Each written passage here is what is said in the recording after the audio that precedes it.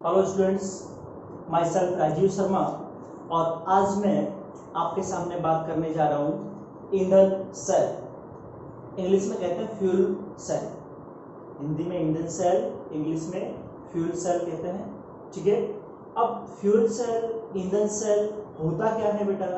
वह सेल जो ईंधन ऊर्जा को विद्युत ऊर्जा में परिवर्तित कर दे, वह सेल जो ईंधन ऊर्जा को विद्युत ऊर्जा में परिवर्तित कर दे उसे हम ईंधन सेल कहते हैं, फ्यूल सेल कहते हैं। ठीक है, अब ईंधन सेल की कार्य प्रणाली को समझने के लिए हम H2O2 सेल को प्रयोग करते हैं जो कि एक प्रकार का ईंधन सेल।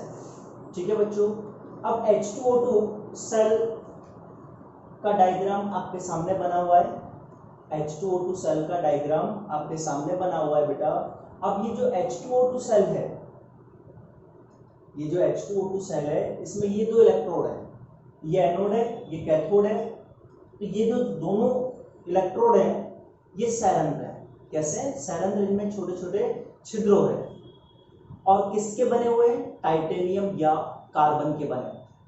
ये संरंध्र इलेक्ट्रोड कार्बन या टाइटेनियम के बने होते हैं और इनमें प्लेटिनम का महीन चूर्ण भरा होता है। इनमें प्लेटिनम का महीन चूर्ण भरा होता है। क्लियर बच्चों? और जो प्लेटिनम का महीन चूर्ण है वो इस सेल के लिए उत्प्रेरक का कार्य करता है। प्लेटिनम का जो महीन चूर्ण भरा हुआ है इन संरंध्र इलेक्ट्रोडों में, वो इसमें उत्प्रेरक का कार्य करते हैं। किसका कार्य करते हैं? उत्प्रेरक का। क्लियर हो गया? अब इन दोनों इलेक्ट्रोडों के मध्य ये अम्लीय या क्षारीय जल भरा हुआ है। अम्लीय या क्षारीय जल भरा हुआ है जिसको अपन लिख रहे हैं सांद्र जलीय QH। तो क्षारीय हो गया, QH है तो ठीक है। और यहां से और यहां से उच्च दाब पर प्रेशर, उच्च प्रेशर पर, हाई प्रेशर पर, उच्च दाब पर हाइड्रोजन और ऑक्सीजन गैस को लगातार प्रवाहित कराना है। ठीक है, जब इस सेल को हम परिपथ से जोड़ते हैं, जब हम इस सेल को परिपथ से जोड़ते हैं तो इस सेल में कौन सी रासायनिक अभिक्रिया होती है? तो देखिए, एनोड पर अभिक्रिया। एनोड की तरफ से कौन सी गैस आ रही है? हाइड्रोजन। तो 2H2 gas plus 4OH minus. OH minus कहां से आए? QH में से।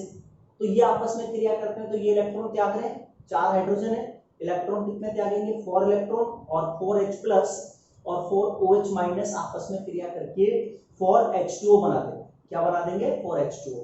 फिर कैथोड पर क्रिया। कैथोड की तरफ से कौन सी गैस आ रही है? O2। तो O2 gas plus 2H2O plus 4 electron, जो इलेक्ट्रॉन त्यागे गए वो यहाँ पे ग्रहण किए जाएंगे, तो आपका बनेगा 4OH माइनस। इलेक्ट्रॉन कौन ग्रहण कर रहा है? ऑक्सीजन। तो आपका बना 4OH माइनस एक्विटी बन गया। अब इन दोनों रिएक्शंस को, दोनों अर्ध सेल अभिक्रियाओं को आपस में जोड़ दें तो पूर्ण सेल अभिक्रिया आ जाएगी। तो देखो, 4 इलेक्ट्रॉन से 4 इलेक्ट्रॉन कैंसिल हो गए, 4H2O से 2H2O कैंसिल हो जाएंगे, 4H2O से 2H2O कैंसिल हो जाएंगे, तीर के निशान के बाद 2H2O बच जाएंगे। और क्या? 4OH से 4OH माइनस कैंसिल हो गए, तो आपका बचा 2H2 plus O2 is equal to 2H2O। यही बचेगा। ये आपकी पूर्ण सेल अभिक्रिया हो गई बेटा। और अगर आपको कहा जाए कि ईंधन सेल को निरूपित कीजिए, प्रदर्शित कीजिए, तो उत्प्रेरक किसका है? प्लेटिनम। कॉमा लगाइए। पहले कौन सी गैस?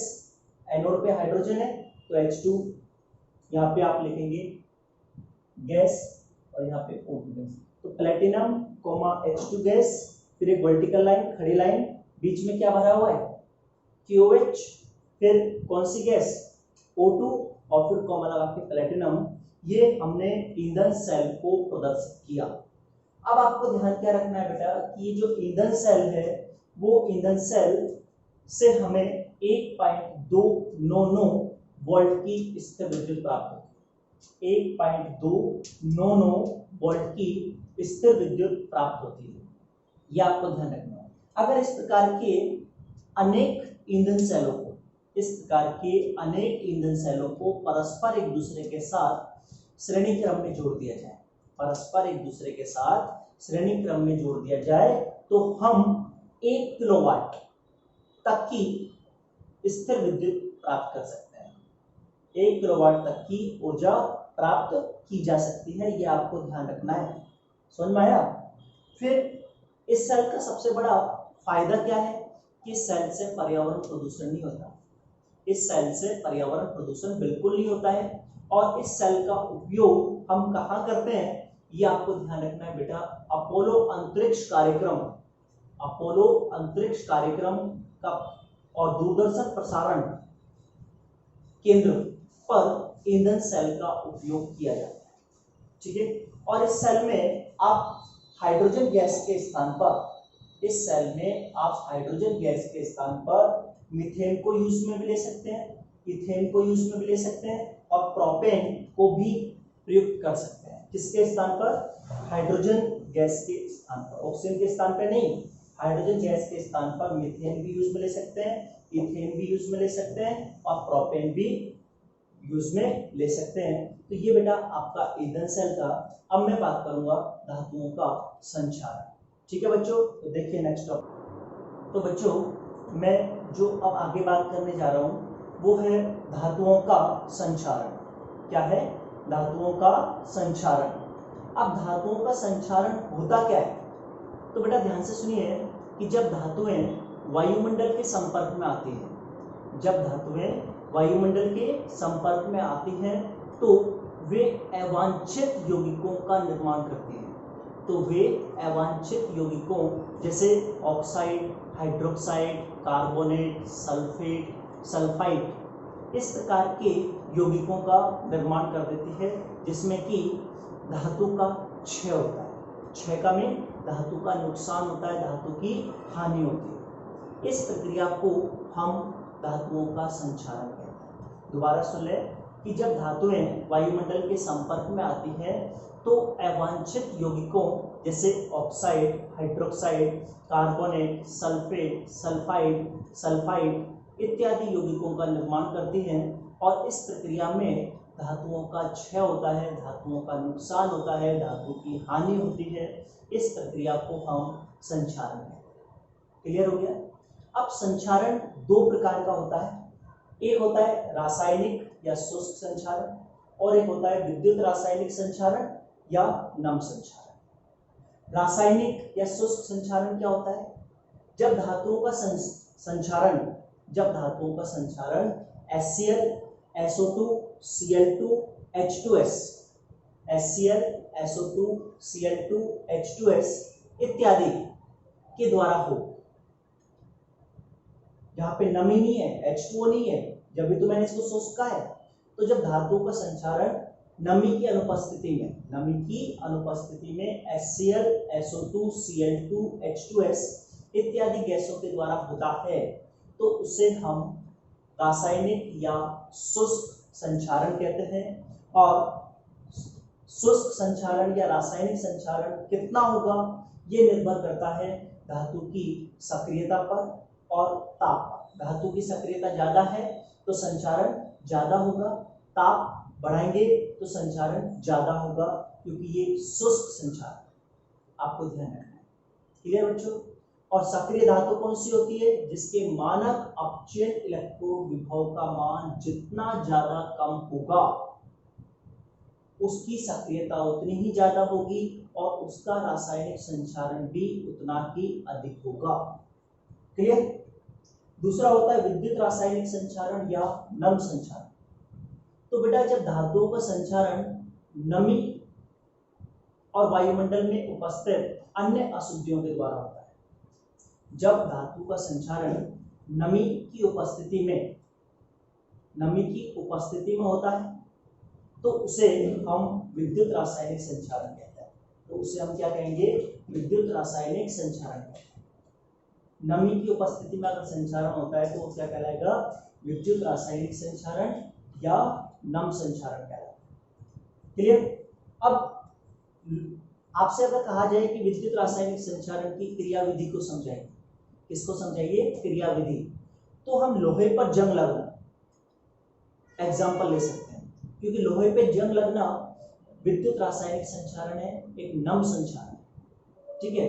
तो लोहे पर जंग कैसे लगता है, अब मैं उसकी बात करने जा रहा हूँ।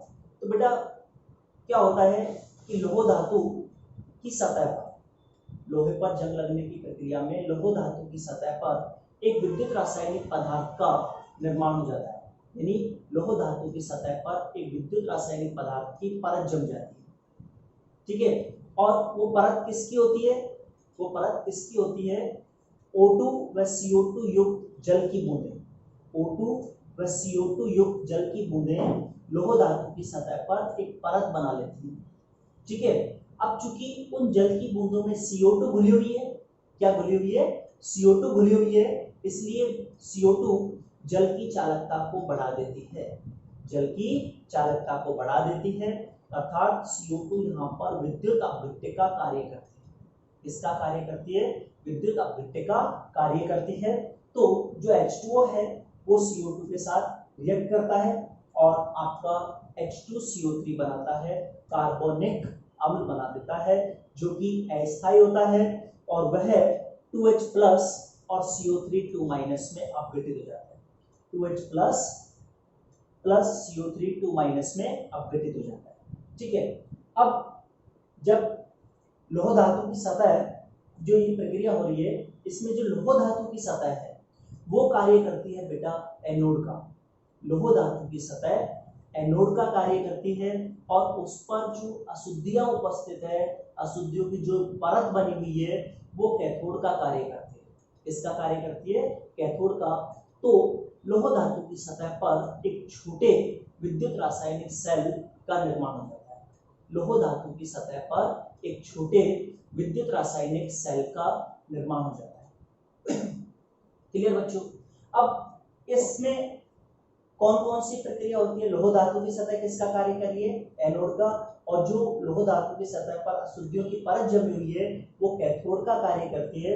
तो एनोड पर कौन सी क्रिया होगी, एनोड किसका बना हुआ है, लोह धातु का, तो Fe 2Fe जो लोह परमाणु है, Fe के परमाणु में वो इलेक्ट्रॉन त्यागते हैं, एक Fe 2 इलेक्ट्रॉन त्यागता है, तो आपका बनेगा 2Fe 2 प्लस प्लस 4 इलेक्ट्रॉन, ठीक है। इलेक्ट्रॉन त्यागे गए, एनोड पर कौन सी अभिक्रिया हुई, ऑक्सीजन अभिक्रिया। फिर कैथोड पर क्रिया की बात करें तो कैथोड पे जो अशुद्धियां है 4H प्लस बने हुए हैं, तो 4H प्लस ऑक्सीजन के साथ क्रिया करता है और ये जो इलेक्ट्रॉन त्यागे गए हैं उनको ग्रहण किया जाएगा और आपका 2H2O बन जाएगा। क्या बन जाएगा, 2H2O। क्लियर। अब अगर इन दोनों अभिक्रियाओं को हम जोड़ दें तो कौन सा अभिक्रिया आ जाएगी, तो 4 इलेक्ट्रॉन से 4 इलेक्ट्रॉन कैंसिल कर दें तो 2Fe plus 4H plus plus O2 is equal to 2Fe 2 plus plus 2H2O हो गया। अब आगे क्या ध्यान रखना है बेटा, अब आगे आपको क्या ध्यान रखना है कि जो Fe2 प्लस आयन बने वो जल के साथ और ऑक्सीजन के साथ क्रिया करके, जल के साथ और ऑक्सीजन के साथ क्रिया करते हैं और Fe2O3 बना लेते हैं। देखिए तो Fe2 प्लस आयन ऑक्सीजन की उपस्थिति में ऑक्सीकृत हो जाते हैं और जलयोजित हो जाते हैं, तो आपका ये बनता है 2Fe2O3, इसमें Fe3 प्लस है, यहाँ Fe2 प्लस है, तो इसका ऑक्सीकरण हो गया Fe2 प्लस का Fe3 प्लस में, तो 2Fe2O3 का फॉर्मेशन हुआ plus 8H plus. Clear, reaction balance से आप देख सकते हैं। अब क्या होता है कि जो Fe2O3 बना, Fe2O3 बना वो जलयोजित होकर Fe2O3 पुनः जलयोजित होता है और जलयोजित होकर Fe2O3.XH2O का निर्माण करता है। तो Fe2O3 प्लस XH2O क्या बना, Fe2O3.XH2O बन गया, जो कि लाल भूरा पाउडर होता है। आप देखते हैं कि जब लोह धातु की सतह पर जंग लगता है तो उसकी सतह पर लाल भूरा पाउडर जम जाता है, जमता है नहीं, तो लाल भूरा पाउडर जो जमा, इसका मतलब है लोह धातु की सतह पर जंग लग गया। अब मेरा एक प्रश्न है कि लोह धातु की सतह पर जब जंग लगता है तो लोहा हल्का होता है या भारी होता है, तो आपको ध्यान रखना है कि लोह धातु की सतह पर जब जंग लगता है तो लोहा भारी होता है, क्योंकि उसके ऊपर Fe2O3.XH2O का पाउडर जम जाता है। समझ में आया। और जब आप उस पाउडर को हटा देते हैं तो लोहा हल्का हो जाता है। ये आपको ध्यान रखना है तो ये संचारण के बारे में मैंने बात की। अब मैं संचारण से बचाव के बारे में बात करूंगा, किस प्रकार से हम बचाव करते हैं।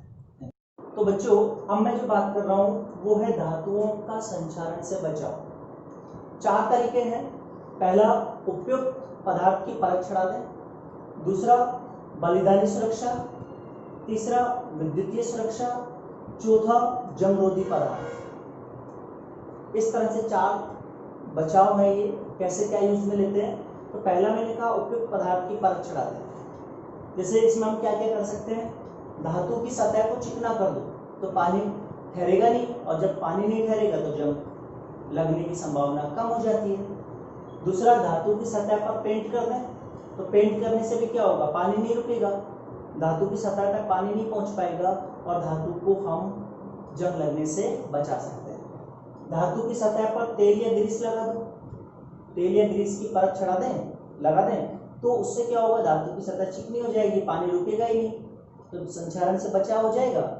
और धातु की सतह पर ऐसे पदार्थों की परत चढ़ा दी जाए जो संचारित ना होती हो, यानी जिनके मानक अपचयन इलेक्ट्रॉन विभव का मान ज्यादा होता है, उनकी परत आप चढ़ा दो। और उनकी परत जब चढ़ाएंगे तो धातु की सतह संचारित नहीं होगी। जैसे कॉपर है, इसका प्लस 0.34 वोल्ट होता है मानक अपचयन इलेक्ट्रॉन विभव, तो इसकी परत चढ़ा दो, ये संचारित नहीं होगी इजीली। तो लोह धातु या अन्य धातु को संचारित होने से बचाया जा सकता है। ये पहली सुरक्षा में 4 उपाय हैं। फिर दूसरी है बलिदानी सुरक्षा। तो देखिए बेटा, यदि किसी कम सक्रिय धातु की सतह पर अधिक सक्रिय धातु की परत चढ़ा दी जाए, कम सक्रिय धातु की सतह पर अधिक सक्रिय धातु की परत चढ़ा दी जाए, तो अधिक सक्रिय धातु स्वयं का बलिदान देकर कम सक्रिय धातु को संचारित होने से बचा लेती। इस सुरक्षा को हम बलिदानी सुरक्षा कहते हैं। इस सुरक्षा को हम बलिदानी सुरक्षा कहते हैं, क्योंकि अधिक सक्रिय धातु की जब आप परत चढ़ा रहे हैं कम सक्रिय धातु की सतह पर, तो अधिक सक्रिय धातु पहले इलेक्ट्रॉन त्याग देगी, क्योंकि जिसका जो अधिक सक्रिय होती है वो उसका ऑक्सीजन पहले होता है, और जिसका ऑक्सीजन होता है वो उसी का संचारण होगा। तो जब कम सक्रिय धातु की सतह पर अधिक सक्रिय धातु की परत चढ़ा दी जाए, तो अधिक सक्रिय धातु स्वयं का बलिदान देकर कम सक्रिय धातु को संचारित होने से बचा लेती है। इस प्रकार की सुरक्षा को हम बलिदानी सुरक्षा कहते हैं। जैसे लोह धातु की सतह पर अगर जिंक धातु की परत चढ़ा दी जाए, लोह धातु की सतह पर यदि जिंक धातु की परत चढ़ा दी जाए, तो जिंक धातु स्वयं इलेक्ट्रॉन को त्याग कर या स्वयं का बलिदान करके लोह धातु को संचारित होने से बचा लेती है। इस प्रक्रिया को गैल्वेनीकरण, इस प्रक्रिया को गैल्वेनीकरण या हिंदी में कहते हैं यसद लेपन, यसद लेपन क्या कहते हैं? यसद लेपन कहते हैं। तो जिंक धातु अधिक सक्रिय है, लोह धातु कम सक्रिय है, तो जिंक धातु स्वयं का बलिदान करके लोह धातु को संचारित होने से बचा लेगी। इस प्रक्रिया को गैल्वेनीकरण कहते हैं या यसद लेपन कहते हैं। क्लियर बच्चों? अगला है विद्युतीय सुरक्षा। बेटा, ये सुरक्षा उस जगह है जहां पे कोई धातु पानी में होती है, कोई धातु पानी के संपर्क में होती है। जैसे जहाज होते हैं, जहाज की जो तली होती है वो मेटल धातु की, लोह धातु की बनी होती है, तो वो संचारित होने का खतरा सबसे ज्यादा रहता है। या अंडरलाइन भूमिगत जो पाइपलाइन होती है जो पानी के संपर्क में होती है, उनमें जंग लगने का या संचारित होने का खतरा बहुत ज्यादा होता है। तो हम क्या करते हैं, इनके ऊपर अधिक सक्रिय धातु की परत चढ़ा देते हैं, और अधिक सक्रिय धातु स्वयं इलेक्ट्रॉन त्याग कर कम सक्रिय धातु या लोह धातु को संचारित होने से बचा लेते हैं। ये कहलाती है विद्युतीय सुरक्षा, क्योंकि यहाँ पर अधिक सक्रिय धातु एनोड का कार्य करेगी। किसका कार्य करेगी? एनोड का। और क्लियर हो गया? और लास्ट है जंगरोधी पदार्थ।